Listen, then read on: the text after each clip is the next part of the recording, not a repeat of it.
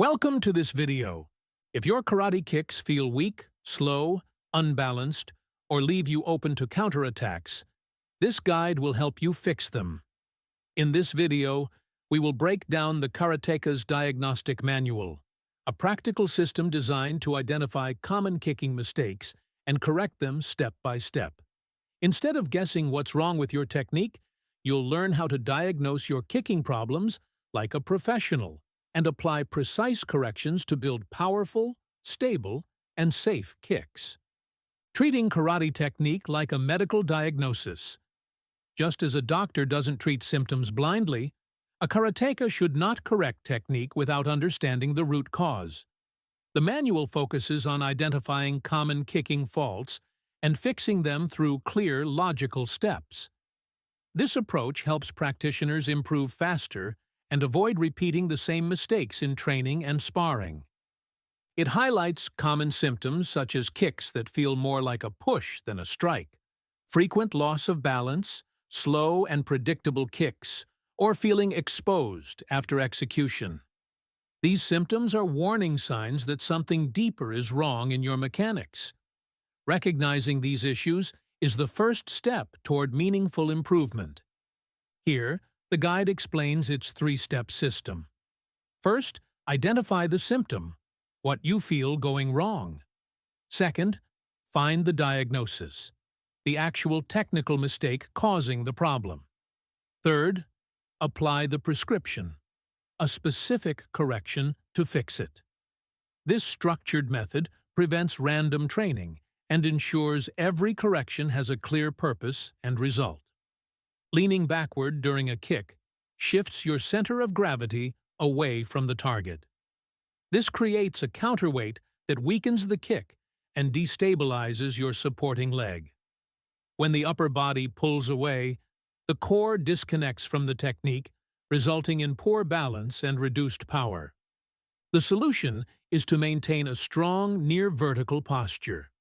Your head, spine, and supporting leg should align like a solid pillar. Engaging the core creates stability and allows power to transfer efficiently into the kick.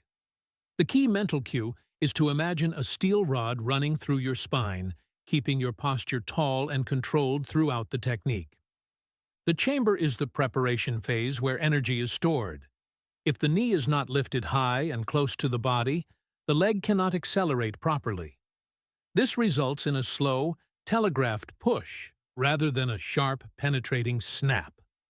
To fix this, treat the chamber as a critical technique, not a transition.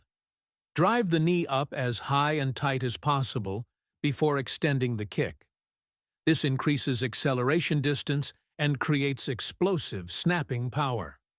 A helpful cue is to point your knee toward the target before your foot moves forward. When the hips fail to rotate and the supporting foot does not pivot, the body's mass is not transferred into the strike. This isolates the leg muscles and severely limits impact, similar to cracking a whip using only your wrist instead of your whole arm. The correction is to initiate power from the floor. Pivot on the ball of the supporting foot and allow the hips to rotate fully toward the target. This rotation drives body weight into the kick, dramatically increasing force. The key cue here is to let your heel point toward the target as your hips turn. Highlights a critical defensive error, dropping the hands during a kick.